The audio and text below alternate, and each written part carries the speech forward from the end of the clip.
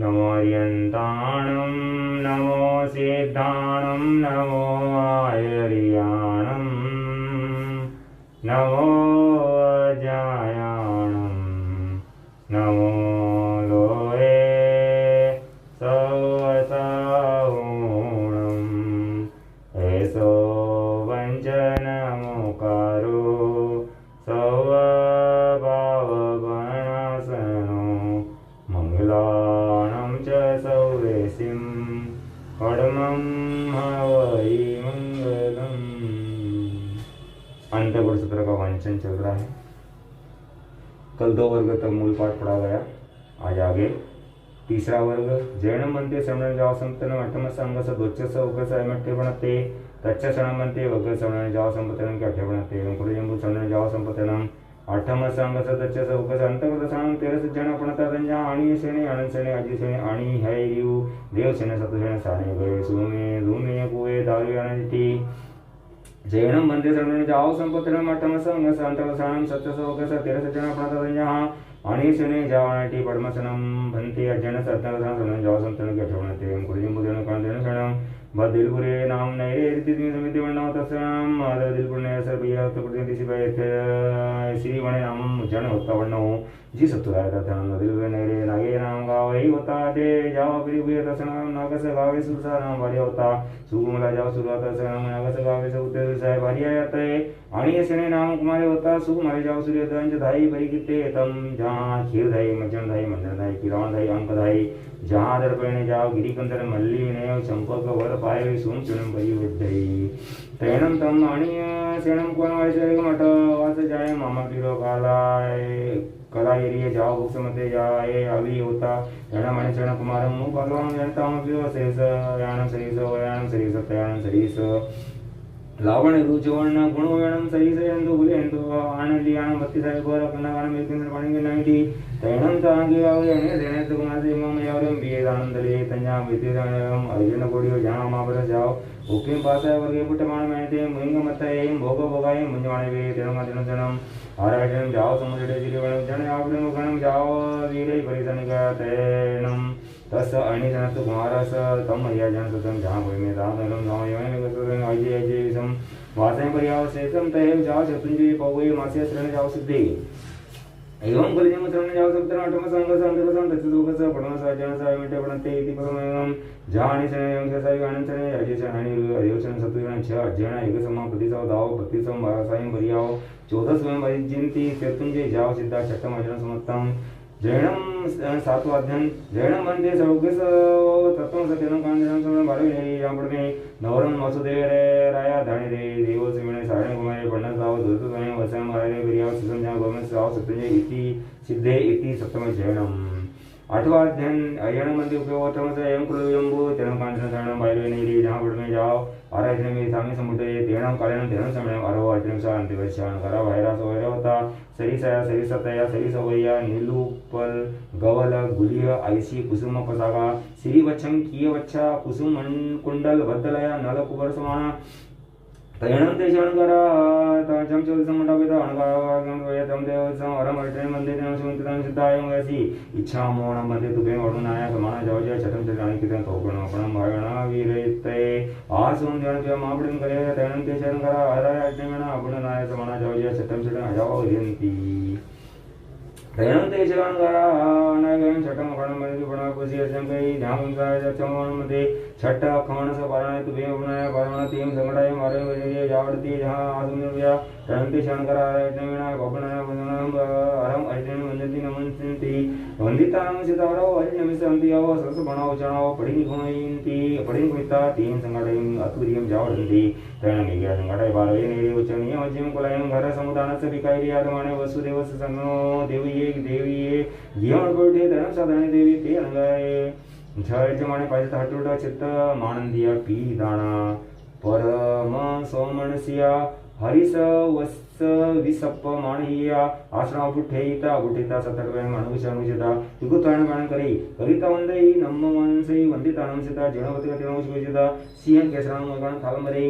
भरिता त्यान गाय वडिला वे वडिला पिता वंदई नमसे वंदिता नमसिता बड़ी विशेष जई तयानंतरं चरणं त्वच्च संघाटे पार्वे नेरे उच्च जाव पड़ी विसर्जे तयानंतरं चरणं दत्ते संघाटे विचणे जाव पड़ी लावे वडी दयम बसी कृष्ण देवमिया कन्नद वासित सीमिस पार्वे नेरे दुआलस जयण आयम नव रेजण वितेना पचकम देवलु बुयाय समणा निगंधम विचणे मजमें कुलायम कर सुंदर विकायरिया जमणा बत्तपण नुरगंदी जन्नम ताइन देव कुलायम बत्तपाण ए बुज्जो बुज्जो अणुपोविसंति तैणं से ते अणकार देव इम दिम एवं वयासी नो खलु देवण पे कर्ण सवासते से मिज बारवे नेरी जाव देव बुया समान गता वचने जावड मानव तण नो बंदी नो चेवणं ताईं कुलाईं ध्वचसंपि तच्चंपि बतपणाय अणुपसंति एवं खलु देवण पिय अम्मे बदुलने स्वागत सगावैस तता अलुजाय वारिया यथा छ वायरो सोयरा सरिसे जावं लको सोना जरो ओटमि संतिये नमं स्वचनि समझ संसार होयगा जीव्या जमं प्रणाम मुंडावया जाव भवया तेणम अम्मे जम चौदिसं भवया तम चौदिसं हरम हटरि मानदानं समंतितं से एवं वयरम अभिगम वैगुणाव इच्छामोणं मन्ते तुभे मणुनाय समान जाहाव दा संदण पिया तेणम अम्मे हरया इनमेणा गुणाय समान जाव ज्या चरचुणे जाव वेराम तम अम्मे अद्य छटकमण वारण गणजी बडवाय पुरसी जावडमण तव गेम अनुभविता तम नो खलु देवण पिया ते से अमणम अम्मे अम्मेण मन्ने देवयं देवयं एवं वैता जामे दिसं पावे तामे दिसं पड़ी गए तणं ते से देवये विराजते साव संपूर्ण हम एवं खलु हम अवरज नेरे अत्यंत प्रणम सुनन गात्रे बागरिया तुम देवण पिया आठ भूते भयाई सजी सरिसे जाओ को नर पुरुषवाणे जो शिवनम भायरे वाजे अन्नाव अमयाव तरिसे भूते भयसंधि तम इच्छाण मंदे वचक दिसे भारे वाजे अनवी अमयाव एरिसे जाओ भूते भयायो तम कचाण मंदे अरम वैष्णवी वंदामि नमसे मंदे तम सीता इमं चरणमेरं अगणं वरिजामि तिकटुयं संभेता कोटुम विश्वते तदावि सतयं वैसे देव प्रणम जाणपुरं जाओ उठाव इंति जहाँ देवनंद जाओ पजवा सही तेणं आरट्रें देवी अमरासी शरणं तवै देवी मे शरणगर पाचता मेरे वचते जाओ समुचिता एवं कुल कुलासे नैरे स्वयंमति तरं देव दंगन श्री निकटते एवं आत्मेव आत्मभागदा सेवनं देवी अयमते समते हंता अति एवं खलु देवनं पिया देणं करणं देणं समेणं बदिर्गुणैरे नागे नाम गावे परिसटे तत्सर्वं रागस गावेस सुलसा नामवर्या होता तथा सुसा गावेणी वालदेन जीवन निमित्तेन नागरिया एक संसारिया हिंदू होइसे देणं सुलसा वालदेन देव आयुष देवता भावी होता अनुस बड़िमं बर करे गदा कलाकलिम नाया जाव परिचिता उल्ल पड़ साड़िया मारियम पूजन चेगिदा जानुप्या पावन करे तवो बच्चा अरे अरे नैदे तैणं दिसे सुलसा गावणी भक्ति भावन सुलसा अनुमेश देव आराई अविता तैणं से अनुमेश देवी सुलसा गावणी अनुकंपन ठाय सुलसम गावणी तुमं चरणं ध्वनि वि सम उ याव करे तैणं तुबे दोवी सवयममेव गबे गिन्न सैमेव गबे परिव सैमेव तारे भय तैणं सा सुलसा गावणी विणी हाय मावन तारे भय तैणं शैली गमिस देवी सुलसा अनुकंपनाय विणी हाय मावन नाय तारे करेल संपूर्णं गणिता ताव अंतिम सहाय तम समयं च तणं तुमं नवर्णं मासणं सुकुमलं तारे पस वसी जेवीयणं देवणप्या तव पुता ते विय जाव अंत्याव करेल संपूर्णं गणिता सुलसाय गावणी अंत्य सहारे तम तव चेवणं देव ए पुता नो चणं सुलसाय गावणी त्रैणं सा देवी अरवटण शांति मठव सच्चानि समाटुड जाओ ये अरवटण मंदिरं सही मंदिरं सा जेणं ते शरणगर तेण वगच्छै वगचिते शप्यं शरणगरे वंदे नमसे मंदिरं सीता आगय पन्नुया पफूलना पंचिय पडिखित्या दरिय वलय बहाधाराय कलंब पुपगम विव समूससीय रोम कुवते शप्यं करे आणि विसाय द्वितीय पेमाणे सुचिरम निरीक्षिता वंदे नमं सई जमायत मचमने मिने परमाचे करम परिणाम जोगन गोचना सुटुनूर पड़े महाकाले को जा कालेन को जाओ असजय से बनता विचारता ज्ञान और ज्ञान पुरुषों की अभिनय अशातना की हो तो तस्मिच्छामि दुक्कडम। कल 2 वर्ग का भाव सुना था। दूसरे वर्ग में अक्षोक कुमार, सागर व कुमार, समुद्र कुमार, हिमाल, अचल, धरण, पूरण, अभिचंद्र, ये 8 का वर्णन है। 1 मास के सर्वेक्षण, 16 वर्ष का चारित्र पर्याय और खंडक ऋषि के समान उन्होंने भी सिद्ध गति को प्राप्त कर लिया। खंडक ऋषि का समान अर्थात खंडक ऋषि ने जाना कि मेरा शरीर क्रस हो चुका है, अब मुझे संथरा करना चाहिए, तो वे आज्ञा लेने के लिए गए, आज्ञा मिली और उन्होंने संथारा वचक लिया। यहाँ पर हमें गुणरत्न संवर्तक के बारे में जानना है। 480 दिन की तपस्या, 407 दिनों की 480 दिन तपस्या, उसमें 407 दिन जो है तप के और 73 दिन पारने के होते हैं। करने का आसान तरीका है, पहले महीने में एक एक उपवास करना है, एक उपवास एक पारना। दूसरे महीने में बेला बेला करना है, अर्थात 10 बेले 10 पारने। तीसरे महीने में तेले तेले, चौथे महीने में 4 4, पांचवें महीने में 5 5, छठे महीने में 6 6, करते करते आपको 16वें महीने में 16 16 उपवास 2 बार करने हैं। इस तरह से 16 महीने के 480 दिन हो जाते हैं। अब प्रश्न यहाँ पर यह खड़ा होता है कि पिछले अध्ययन में भी कई राजकुमारों के नाम और इस दूसरे अध्ययन में कई राजकुमारी के नाम समान है, जबकि दोनों के माता पिता एक समान हैं। और जयमल जी महाराज साहब ने बड़ी साधुंधना में कहा है कि गौतमादि कौर सगा 18 भाग सर्व अंध पुरुष धरणी जारी में आप, इससे ये सिद्ध होता है कि 18 सगे भाई थे। फिर इसमें अक्षोभ, समुद्र कुमार, आचल, ये सागर कुमार, चारों कुमार के नाम प्रथम वर्ग में है, द्वितीय वर्ग में भी एक ही माता पिता के संतानों नाम समान हो सकते हैं। तो सामान्यतः ऐसा मान लें कि अलग अलग माता पिता का समाधान हो जाता है। जैसे कुशलगढ़ में अलकापति संजय नाटा है तो थानला में अलकापति संजय हो रहा है। नाम वही है पर सरनेम दोनों के अलग अलग है। पर हम मूल पाठ देखें तो प्रथम वर्ग में अंधक वर्णी अर्थात अंधक वर्षणी और दूसरे वर्ग में सिर्फ वर्णी अर्थात वर्षणी। यदि इससे स्पष्ट होता है कि प्रथम वर्ग के पिता का नाम अंधक वर्षणी और द्वितीय वर्ग में पिता का नाम वर्षणी है, ऐसा मान लेते हैं तो समाधान हो जाता है और दोनों वर्गों में वर्णित कुमार अलग अलग है। फिर नई समस्या उत्पन्न होती है कि जयमल जी महाराज साहब ने सगा 18 बारात क्यों लिखा, यह अन्वेषण का विषय है। तीसरे वर्ग में भगवान ने 13 अध्ययन कहे हैं। अनिक सेन, अनंत सेन, अजित सेन, अनंत रिपु, देवसेन, शत्रुसेन, सारण, सुकुमार, सुमुख, दुर्मुख, कुपक, दारू, अनावृष्टि। अब जम्बू स्वामी ने यह प्रश्न किया तो सुधर्मा स्वामी उत्तर दे रहे हैं। जम्बू स्वामी उत्कृष्ट वैरागी, जिन्होंने भगवान सुधर्मा स्वामी से सुना और 8 कन्याओं के साथ सगाई हो चुकी थी, शादी होने वाली थी, पर जम्बू स्वामी से आजीवन ब्रह्मचर्य के पचकान ले। जैसे वहां से बाहर निकले एक कमूरा नीचे गिरा जम्बू स्वामी के पास में।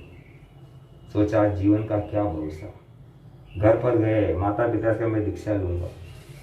8 लड़कियों से सगाई हो, इसका क्या होगा। मैं लड़कियों से बात कर लेता हूँ। 8 ही पत्नियों से बात की, 8 ने मीटिंग की। एक मेनका यदि विश्वामित्र को डिगा सकती है तो अपन तो 8 है। प्रस्ताव रखा कि आप शादी कर लें और उसके बाद में भले आप दीक्षा ले लेना। जम्बू कुमार ने पुनः चेतावनी दी कि मैं दीक्षा लेने वाला हूं, तुम यदि शादी कर लोगी तो भी मैं दीक्षा ही लूंगा और सोच लो। उन्होंने कहा हमने सोच लिया, आप तो शादी करें। शादी हो गई।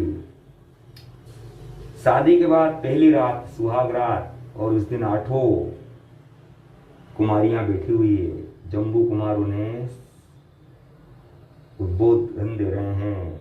इधर प्रभव नाम का चोर सोचता है कि 8 करोड़ की एक जने संपत्ति लेके आई, 64 करोड़ का धन खुला पड़ा हुआ है, उसे लाना है। प्रभव चोर 500 के साथ में आ जाता है। देवताओं के आसन कंपायमान होते हैं, चलायमान होते हैं। कंपायमान का मतलब वाइब्रेशन, जैसे आजकल मोबाइल में वाइब्रेशन होता है, ऐसे ही देवताओं के विमान वाइब्रेशन करने लगे। आसन कंपायमान देखा अवधि ज्ञान में कि चोर चोरी करने आए हैं और सुबह इसकी दीक्षा होने वाली जम्बू स्वामी की। यदि चोरी होने के बाद दीक्षा हो जाएगी तो लोग यही कहेंगे कि चोरी हो गई इसलिए दीक्षा ले ली। वैराग्य का कारण नहीं समझा जाएगा। जिन शासन की अवहेलना होगी इसलिए देवताओं ने चोरों के पांव चिपका दिए। अंदर का वार्तालाप सुंदर चल रहा है। प्रभु स्वामी सुन रहे हैं और 8 की 8 कन्याएं रात भर में जम्बू कुमार से प्रतिबोधित होकर के दीक्षा के लिए तैयार हो गई। वो 500 चोर भी, प्रभु कुमार भी, चोर भी जो है दीक्षित होने के लिए तैयार हो गया। और सुबह सुबह उन सबकी 500 चोर, प्रभु स्वामी, 8 के 7 ससुर, 8 माता पिता और स्वयं जम्बू कुमार। ऐसे जम्बू कुमार के साथ में 527 लोगों ने दीक्षा ली। ऐसे उत्कृष्ट त्यागी उन्होंने भगवान सुधर्मा स्वामी से प्रश्न पूछा। सुधर्मा स्वामी तीसरे अध्ययन के भाव बता रहे हैं। उस काल उसमें बद्दिलपुर नाम की नगर थी। ईशान कोण में श्रीवन नाम का उद्यान था। वहां पर नाग नाम का गाथापति था और वो अपराभूत था। अपराभूत अर्थात किसी से भी पराजित होने वाला नहीं था। उसकी सुलसा नाम की भार्या थी और अनिक सिंह नाम का उनको पुत्र उत्पन्न हुआ। 5 भाइयों ने उनका पालन पोषण किया। धाई अर्थात बचपन में बच्चों को खिलाने वाली माताएं, दूध पिलाने वाली, स्नान कराने वाली, आभूषण पहनाने वाली, खेल खिलाने वाली, गोद में रखने वाली। वह अनिक सेन दृढ़ कुमार के समान बड़ा होने लगा, सुखपूर्वक बढ़ रहा था, युवावस्था को प्राप्त हुआ और 8 वर्ष की आयु में कलाचार्य के पास भेज दिया और कलाचार्य से संपूर्ण ज्ञान लेकर के 32 श्रेष्ठियों के साथ उनका पाणी ग्रहण संस्कार कर दिया गया। उसके बाद नाग गाथापति ने उनको प्रीति दान दिया। प्रीति दान में 32 करोड़ सोना, 32 करोड़ चांदी और 32 ही अलग अलग बंगले दिए। यहाँ पर ससुर के द्वारा बहुओं को प्रीति दान दिया जा रहा है, अर्थात आजकल दहेज नाम का एक शब्द चला है, वो गलत है। बेटी के द्वारा दिया गया, बेटी के पिता माता के द्वारा दिया गया वो भी प्रीतिदान, और यहाँ पर पिता के द्वारा लड़के के दिया गया वो भी प्रीतिदान है। और उस काल उस समय में अरिष्टनेमि भगवान पधारे और अनिक सेन दर्शन करने गए, देशना सुनी और दीक्षा के भाव बने। दीक्षा की आज्ञा ली, आज्ञा मिल गई और उन्होंने सामायिक से लेकर के पूर्वों तक का ज्ञान किया। 20 वर्ष का समन पर्याय पालन किया और शत्रुंजय पर्वत पर जाकर के सिद्ध बुद्ध और मुक्त हो गए। ऐसे ही आगे अनंत सेन, अजित सेन, अनय त्रिपु, देवसेन, शत्रुसेन का भी समझना चाहिए। ये सारे अध्ययन एक जैसे हैं। 20-20 साल की दीक्षा पर्याय, 14 पूर्व का अध्ययन और सभी शत्रुंजय पर्वत पर सिद्ध बुद्ध और मुक्त हो गए। इस तरह से 6 अध्ययन पूर्ण हुए। 7वां अध्ययन में वासुदेव राजा, धरणी देवी, सारण कुमार उनके बेटे थे और उसे भी 50 लड़कियों के साथ में शादी, 50-50 स्वर्ण रजत कोटि प्रतिदान मिला। 14 पूर्व का अध्ययन किया, 20 वर्ष दीक्षा पर्याय का पालन किया और गौतम कुमार की तरह शत्रुंजय पर्वत पर सिद्ध बुद्ध और मुक्त हो गए। 8वें अध्ययन में भगवान ने वर्णन किया कि नेमिनाथ भगवान के अंतरस्थ से थे 6 सहोदर भाई, समान आकार, समान त्वचा वाले और उनके वक्ष पर श्रीवत्सा अंकित था और नल कुबर के समान लगते थे। वो 6 मुनि जिस दिन से दीक्षा ली उसी दिन से भगवान बेले बेले तप करके विचरण करना चाहते हैं। भगवान की आज्ञा मिलने पर बेले बेले तप कर रहे हैं और पारने के दिन जो है भगवान के सामने स्वाध्याय करते हैं, दूसरे पहर में ध्यान करते हैं और तीसरे पहर में आज्ञा लेने के लिए जाते हैं कि हम बेले के पारने में तपस्या के लिए 2-2 के संगाड़े बनाकर हम गोचरी के लिए जाना चाहते हैं।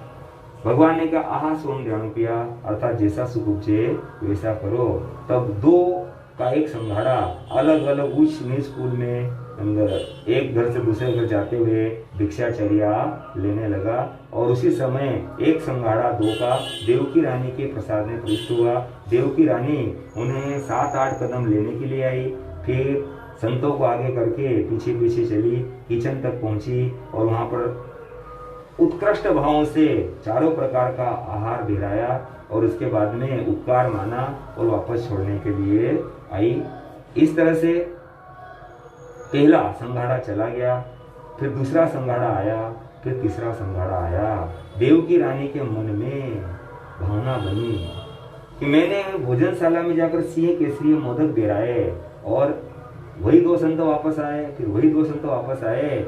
क्या इतनी बड़ी नगरी के अंदर संत सत्य को गोचरी मिलना बंद हो गई क्या, जो एक ही घर में बारंबार आ रहे हैं? यहाँ पर कई तरह के प्रश्न उठते हैं। उच्च नीच कुल, मध्यम कुल किसे कहा जाता है? उच्च का मतलब जिनके 3-4 मंजिल के मकान, मध्यम का मतलब उससे कम और निम्न का मतलब उससे छोटे। सामान्यतः जैन संस्कृति जो भी होते हैं मांसाहारी घरों में कभी भी आहार पानी लेते नहीं है। तो यहाँ पर उच्च नीच मध्यम का मतलब कि उच्च शाकाहारी लोग जो गरीब मध्यम और धनी हैं उनसे समझना चाहिए। साथ ही साथ यहाँ सिंह केसर मोदक, सिंह केसर मोदक का मतलब ये हो सकता है जैसे आजकल हम फिणी को ऐसा सिंह केसर अर्थात सिंह के बालों जैसा कोई आइटम बने। मोदक का अर्थ तो आप जानते ही हैं कि लड्डू होता है। मोदक अर्थात जिसको खाने पर प्रमोद भाव को प्राप्त होते हैं। और यहाँ पर एक प्रतिलाभ शब्द आया अर्थात दिया संतों को और फायदा देवकी रानी को हुआ। पर उस समय जो है देवकी रानी 3 बार गोचरी पहनाने के बाद उनके मन में भाव आए कि बारंबार मेरे यहाँ एक ही संत क्यों पधार रहे हैं। इससे यह स्पष्ट होता है कि संत सतियों को किसी के घर बार बार जाना नहीं चाहिए। उसका कारण है कि बार बार गृहस्थी के घर पर जाएंगे तो वहाँ के टीवी, फ्रिज, कूलर, पलंग आदि देख करके, वहाँ के हास विलास के साधनों को देख करके और साधक के मन में भाव आ सकते हैं कि मैंने साधुपना लिया, इतने कष्ट उठा रहा हूँ, इससे तो अच्छा मैं घर में रहता, इन सुखों को प्राप्त कर सकता था। इसलिए संत जो है दिन में एक ही बार गोचरी आते हैं, ये बारंबार क्यों आ रहे हैं। दूसरा, उनके मन में ये विचार आया कि मेरे घर तो अथाह संपत्ति है, अष्टम पाणम खैवम स्वयं पूरी मात्रा में है, हजारों संतों को दे दूं तो भी मुझे लाभ ही लाभ है। पर कहीं ऐसा तो नहीं कि पूरी द्वारिका नगरी में जैन संतों के प्रति लोगों का दुर्व्यवहार हो रहा हो। इसलिए उन्होंने जो है प्रश्न पूछ लिया। अर्थात आज तो 2 संत चले जाते हैं, सबकी गोचरी ले आते हैं, और उस समय 2-2 के संघाड़े बना करके अनेक संत होते थे जो गोचरी लेने के लिए जाते थे ताकि लाने में जल्दी आ जाए और खाने में जल्दी हो जाए और साधना का टाइम में खलल नहीं पड़े। और उस समय के श्रावक श्राविका 2-4 बार भी संसति आ जाए तो बेहरा देते थे। आज भी कई श्रावक श्राविका ऐसे ही कितनी बार भी चले जाएं तो बेहरा देते थे। और उस समय में निश्चित नहीं होता था कि कौन किधर जाएगा, हम इस गली में जाएंगे, तुम इस गली में जाना, ऐसी कोई व्यवस्था नहीं होती थी। जिस घर में पहले लोग संसति गए, बाद में दूसरे संसति भी वहां चले जाते थे, क्योंकि गवेषणा कर सकते हैं क्यों बनाया, किस लिए बनाया, कम बनाया, ज्यादा बनाया, घटेगा या बढ़ेगा। क्योंकि संत सती के लिए बना हुआ आहार संत सती ग्रहण करते नहीं है। 6 गाय जीवों की हिंसा भी होती है और साथ में उन लोगों को दोबारा से बनाना भी पड़ सकता है। ऐसे गोचरी के अनेक प्रकार के नियम जो है भगवान के द्वारा बताए गए। जब देवकी रानी ने ऐसा प्रश्न पूछा तब उन्होंने कहा कि जो पहले गोचरी लेने आए वो हम नहीं हैं, हम 6 भाई एक जैसे हैं और 6 लोगों ने अष्टदेव भगवान के पास दीक्षा ले रखी है। इस प्रकार कह करके और वो जिस दिशा से आए उसी दिशा में लौट गए, अर्थात भगवान के पास लौट गए। अब देवकी रानी के मन में विचार आया कि पोलासपुर नगर में अतिमुक्त कुमार नामक समण ने मेरे समक्ष इस प्रकार भविष्यवाणी की थी कि तुम एक दूसरे से पूर्ण के समान 8 पुत्रों को जन्म दोगी, नल कुबेर के समान होंगे और भरत क्षेत्र में दूसरी कोई माता ऐसे पुत्रों को जन्म नहीं देगी। और अतिमुक्त कुमार की यह भविष्यवाणी मिथ्या सिद्ध हुई है, गलत सिद्ध हुई है, क्योंकि स्पष्ट दिख रहा है कि मेरे समान और भी माता ने जो है पुत्रों को जन्म दिया। तो मैं ऐसी स्थिति में भगवान के पास जाऊं और अपने मन की शंका पूछूं। इस प्रकार सोच करके आज्ञाकारी पुरुष को बुलाया कि लघु करने वाले श्रेष्ठ रथ उपस्थित करो। अर्थात उस समय भी 2 तरह की व्यवस्थाएं होती थी कि बड़े करने वाले घोड़े धीरे धीरे चलते होंगे और लघु करने वाले अर्थात शीघ्रगामी जो तेज चले, और ऐसा रथ उपस्थित किया। भगवान के पास पहुंची, भगवान को अंदर नमस्कार किया और भगवान ही बोल गए कि इन 6 साधुओं को देखकर तुम्हारे मन में विचार आया कि अतिमुक्त कुमार ने जो घोषणा की थी वह गलत सिद्ध हुई। हाँ भगवान ऐसा ही है। भगवान ने कहा ये तुम्हारे ही पुत्र हैं। पर बद्रीपुर नगर में नाग नाम का गाथापति और उसकी नाग नाम की गाथापति की सुलसा नाम की पत्नी थी। सुलसा को बचपन में किसी निमित्तज्ञ ने कह दिया कि तुम जब भी पुत्र जन्म दोगी बालिकाओं को वो मृत होंगे और मृत बालकों को जन्म देने वाले होगी। तो उसने हिरण्यकशिपु देव की भक्त बन गई। उसकी मूर्ति बनाई, मूर्ति बना करके और उसकी पूजा पाठ करके और घुटने टीका करके आहार उसके बाद ही कर दी। और हिरण्यकशिपु देव प्रसन्न हो गए और उन्होंने कहा कि तुम्हें क्या चाहिए। हिरण्यकशिपु देव से सुलसा ने कहा मेरे मृत बालक जन्म लेंगे और उस समय में आप जो है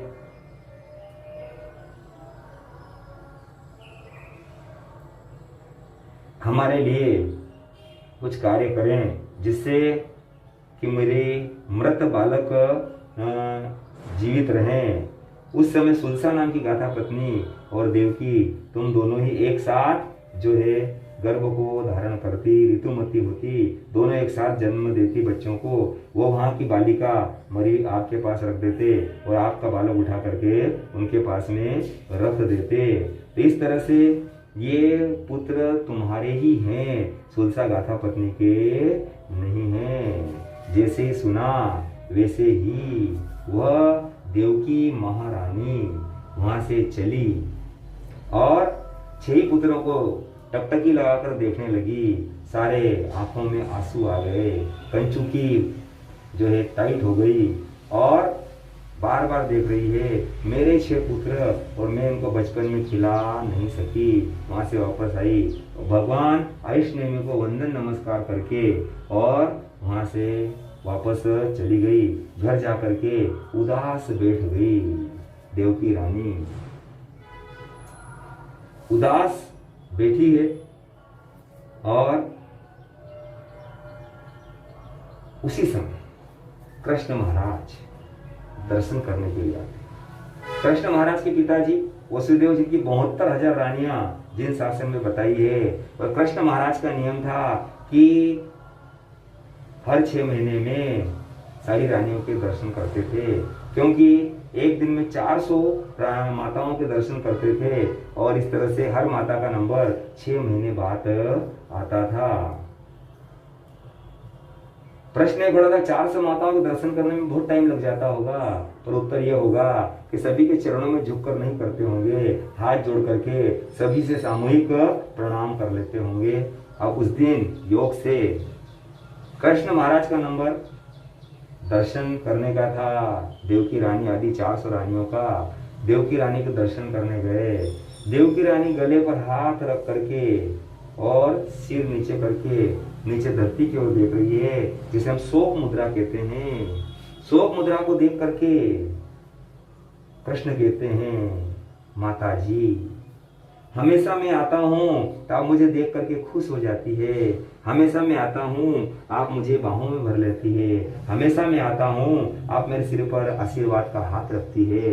हमेशा आता हूँ आप प्रेम के 2 उद्गार कहती हैं। आज आप मुझे देख भी नहीं रही हैं, आज आप उदास लग रही है, क्या कारण है? तो देवकी रानी ने कहा कि मैंने 6 पुत्रों को जन्म दिया और उसके बाद उनका बचपन नहीं देखा, और तुम भी 3 खंड के अधिपति हो, 6 महीने में मेरे पास में आते हो। मेरे मन में ऐसी भावना आई कि धन्य है वो माताएं जो अपने बच्चों को जन्म दे करके बचपन में उनकी बचपनी हरकतों को देखती है, उन्हें खेल खिलाती है, उन्हें निलाती है, धुलाती है। मैंने कौन सा ऐसा दुर्भाग्य कार्य किया, ऐसा दुर्भाग्य आया कि मैं बच्चों का बचपन नहीं देख पाई। इस तरह से कृष्ण महाराज सुनते हैं, हे माताजी आप जरा भी निराश न हो, मैं उस ऐसा कुछ प्रयास करूंगा कि आपको बच्चों का बचपन देखने के लिए मिले। कृष्ण महाराज वहीं से सीधे धर्म स्थान पहुंच गए और वहां जाकर के 24 तेला कर लिया। 24 तेला अर्थात 3 दिन तक कुछ खाना पीना नहीं। 24 तेला जो भी वासुदेव होते हैं वो पिछले जन्म में निदान करके आए हैं, अपने करने का फल मांग करके वासुदेव बनते हैं। वो यहाँ पर नवकारसी जितना तब भी नहीं कर सकते, छोटा सा तब भी नहीं कर सकते, पर कृष्ण महाराज ने तेला कर लिया, ये कैसे हो सकता है? तो उत्तर दिया गया कि मोक्ष के लिए, मुक्ति के लिए कोई भी तपस्या नहीं कर सकते, पर वो कृष्ण महाराज संसार के लिए तो कर ही सकते हैं। जैसे आपको कहा जाए कि आज उपवास करो तो आप मना कर देते हो, पर जिस दिन सरकार को डराना हो, भूख हड़ताल करना हो, उस दिन कई नेता लोग 4-4, 6-6 महीने तक, 4-4, 6-6 दिन तक बिना खाए पिए बैठे रहते हैं। ऐसे ही संसार के लिए भूखे रह सकते हैं। किसी दिन आपका झगड़ा घर में हो जाए तो गुस्से में आप दिन भर भोजन नहीं करते हो, और हम कहते हैं सब उपवास करो, तो आप कहते हो मेरे को तो 1 घंटे में खाने को चाहिए। तो इस तरह से कृष्ण महाराज भी संसार की कामना के लिए तप करे तो उसमें कोई बड़ी बात नहीं हो सकती है। कृष्ण महाराज ने तेला कर लिया। तेला करने के बाद देवता प्रसन्न हुआ, बोलो मुझे कैसे याद किया? कृष्ण महाराज ने कहा, पोलासपुर नगर में अतिमुक्त कुमार श्रमण ने कहा था कि हम 8 भाई होंगे, तो फिर यहाँ पर मेरा 8वां भाई कब उत्पन्न होने वाला है? देवता ने कहा अति शीघ्र ही 8वां भाई उत्पन्न होने वाला है, और वह युवावस्था में दीक्षा ले लेगा। यहाँ पर प्रश्न खड़ा होता है कि क्या देवी देवता संतान देने में सक्षम है? उत्तर होगा नहीं। पहले से भविष्यवाणी थी कि 8 लड़के होने ही वाले हैं, इसलिए कृष्ण महाराज सिर्फ अपनी बात को टेली करने गए थे कि वह 8वां भाई कब उत्पन्न होगा, क्योंकि देवी देवता के प्रभाव से या आशीर्वाद से बच्चे पैदा होने लग जाएं तो फिर दुनिया में शादी करने की जरूरत नहीं पड़ेगी।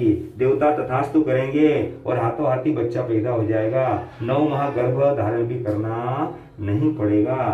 तो ऐसे देवता, देवी देवता संतान देने में सक्षम नहीं है, पर उनकी आराधना साधना से वो देवी देवता प्रसन्न हो जाते हैं, अवधि ज्ञानी होते हैं, और उनकी मर्यादा तक वो सहयोग कर सकते हैं।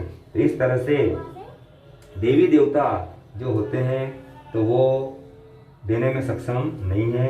आज हमने इतने भावों को सुना, कल हम सुनेंगे कि आंसू क्यों आते हैं, वंदना क्यों करनी चाहिए, और गोचरी कैसे लेना चाहिए, और आगे का वर्णन आप आगे सुनेंगे तो आपको पता चलेगा।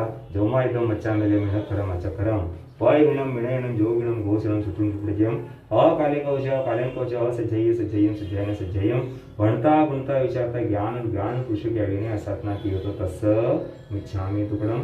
गुरुदेव के आज्ञा शतारी मंगलम अरियंता मंगलम सिद्धा मंगलम साहु मंगलम केवली पंडम मंगलम सदाई लघुत्मा अरियंता लघुत्मा सिद्धा लघुत्मा साहु लघुत्मा केवली पंडम लघुत्मा सदाई शरणं पोजामि अरियंते शरणं पोजामि सिद्धे शरणं पोजामि साहु शरणं पोजामि केवली प्रणतम धम्मम शरणं पोजामि। 4 मंगल 4 उत्तम 4 शरणागत करना और शरणों को जो भव्य प्राणी आदरे अक्षय।